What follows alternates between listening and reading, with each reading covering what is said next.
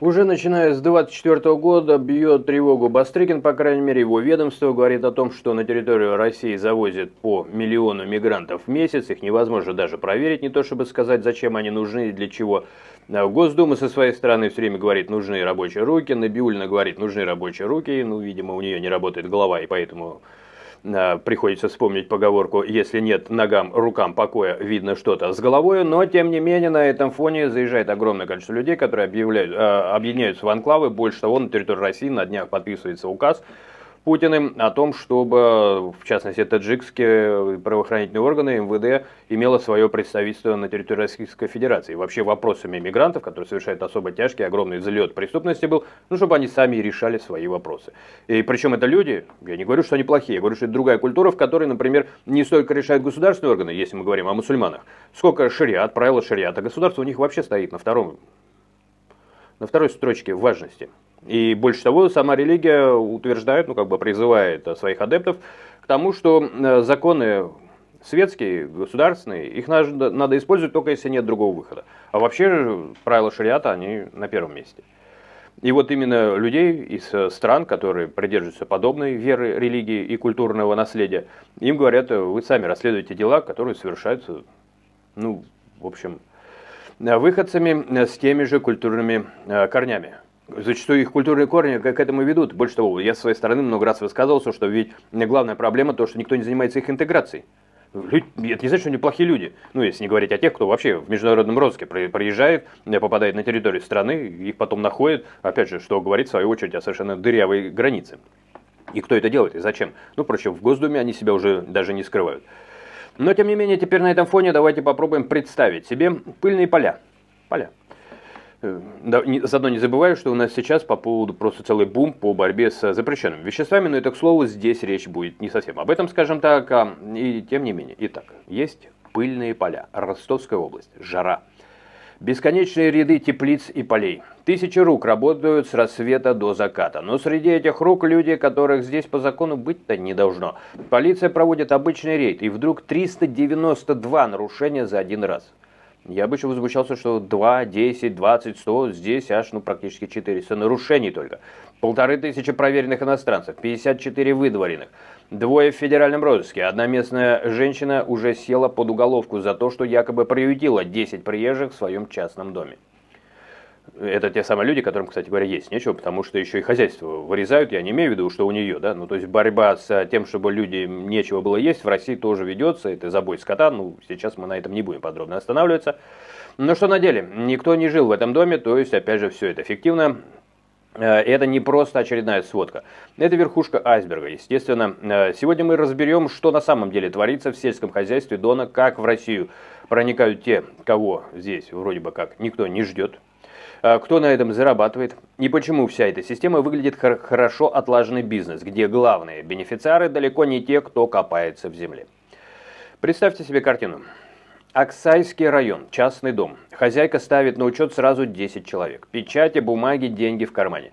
А на деле пустые комнаты. Никто не ночевал, никто не жил. Это не помощь людям. Это чистой воды фиктивная постановка на учет. Статья 322. Теперь женщине грозит до 5 лет. Но таких добрых хозяек по области десятки. И далеко не всех ловят. А теперь представьте, как это работает в масштабах.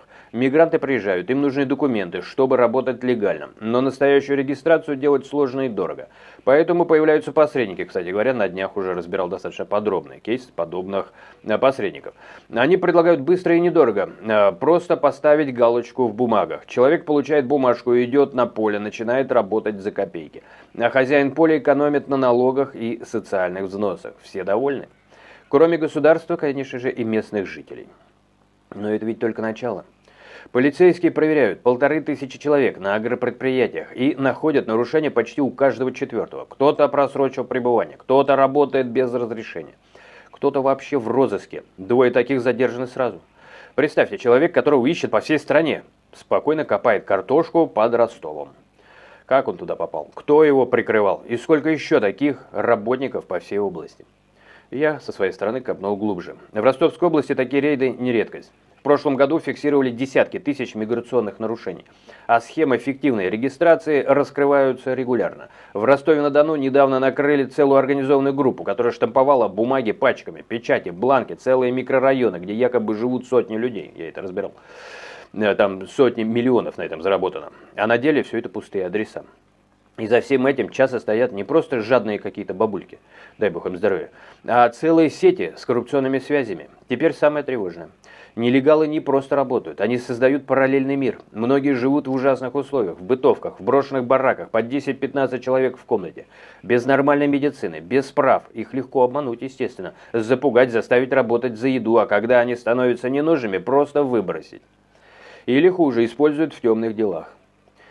Мы все с вами помним, как мигрантская преступность всплывает в новостях. Кражи, разбои, наркотики, иногда и хуже. Статистика говорит, иностранцы совершают заметную долю тяжких преступлений. Особенно те, кто уже нарушали миграционные правила. Потому что, когда ты вне закона, тебе уже просто больше нечего терять, а самое главное, и нет других способов заработать. А хозяева полей часто закрывают глаза, а главное, дешевая рабочая сила. И теперь вопрос, который вот мне, например, не дает покоя. Почему это продолжается годами? Взлет и всплеск был вообще в 2024 году, но я уж не говорю, что с 2001 где-то примерно это стало массовым. Как и что и почему?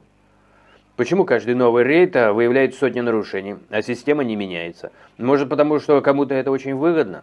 Фермеры экономят миллионы, посредники имеют стабильный доход, а отдельные чиновники и полицейские, по слухам, получают свою долю за незамечание. Не замечают они. Кстати, это было и раньше 2000-х, так на всяком случае, это не только «Миллениум». Но в 90-е это даже вызывало, ну да, снимались и юмористические некие, там, про джамшудов какие-то, такие юморески. По-моему, это, да, из 90-х, поправьте меня, так по памяти. Все дело в том, что в 90-х это действительно подрабатывать приезжали. Там, кто куда ездил, и это имело место. Но это не было массовым завозом целенаправленно. Вот что, на мой взгляд, очень сильно отличает сегодняшнюю ситуацию. Хотя, в принципе, элементы уже появлялись тогда, сам готов это подтвердить. Но тогда в ЖКХ их как-то удобрали. Ну, попадалось, короче говоря. Но вот эта массовость и уже с какой-то инфраструктурой, завозы автобусами, там чуть ли не двухэтажными, с семьями, это уже, ну, что называется, на старых дрожжах, я бы это так обозначил.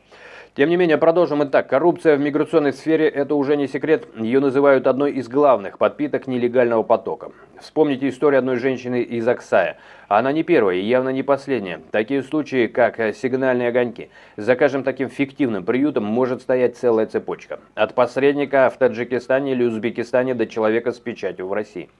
Деньги текут, люди едут, а контроль только на бумаге. Полиция выдворила 54 человека. Запретила въезд 127. Звучит, конечно же, солидно. Но ведь это капля в море. Ведь приезжают миллион в месяц. По стране таких историй тысячи, и каждый раз после громких рейдов все затихает. До следующего случая. Ну и что будет дальше? Новые волны приезжих под новый урожай? Новые схемы? Или какой-то кто-то решит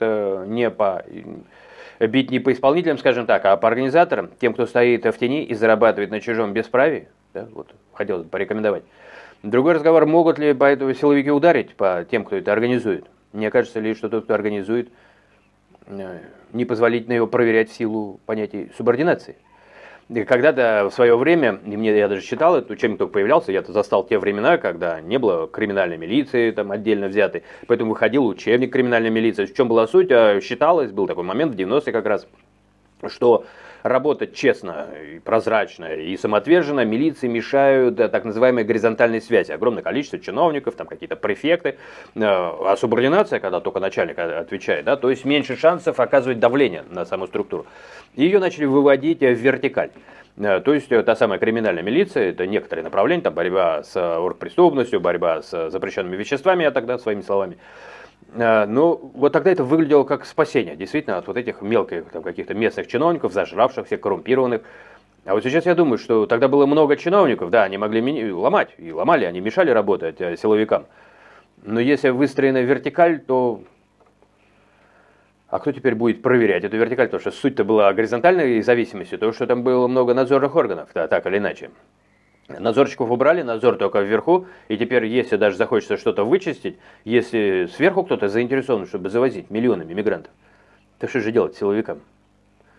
Вот возникает такой вопрос. Тем не менее, эта история, конечно же, не про поля Ростовской области. Это про то, как медленно, но верно меняется облик целых регионов. Да, в общем-то, наверное, уже можно сказать, и многие мне об этом пишут, целой страны. Когда дешевая сила важнее безопасности, когда бумажки важнее реальной жизни, и когда за красивой статистикой о рейдах скрывается огромная мутная система, которую очень трудно сломать. Если вы живете в Ростовской области или где-то еще, где поля и стройки полны приезжих, пишите, конечно же, в комментариях. От комментариев я очень часто сильно отталкиваюсь, создавая тематику своих разборов. Поэтому то, что вы видите своими глазами, кстати говоря, алгоритмы YouTube, они сейчас очень активны, и ботов, то есть не оценивают. Поэтому, когда я запускаю искусственный интеллект и разобраться, о чем пишут люди, поверьте, он находит очень точно те самые триггеры, которые для вас важны. Так что учитывайте это. Тем не менее, пишите, что сталкивались ли с чем-то подобным, потому что именно ваши истории помогут понять настоящую картину, мне уже проанализировать, да, ну и сделать какой-то финальный выпуск. Подписывайтесь, ставьте колокольчик обязательно, кстати говоря, чтобы не пропускать следующие выпуски, в которых наверняка будет и продолжение, и будет копну я и поглубже в этой тематике, близко к этой тематике. Я давно ее уже держу на своем контроле, по крайней мере, так что давайте держать вместе. За каждым таким рейдом все-таки это же целая история, целые судьбы, целая страна, наверное, в каком-то смысле. Не только ваши регионы, но каждый регион от себя неплохо бы, чтобы действовал тоже каким-то образом, как-то проявлял себя. Давайте вспомним, как якуты не пустили забивать их скот. Якутия оставилась со скотом, по крайней мере, на данный момент есть такая информация, то, что мне попалось. Вот забой скота в Сибири, якуты вышли и сказали, костьми ляжем, готовы начать эту самую, которую вы нам навязываете, гражданскую войну. Другими словами, они сказали, показывайте документы, без документов никто шага не сделает больше. Вы думаете, показали документы? Нет. Якуты остались со своей скотиной, дай бог им здоровья.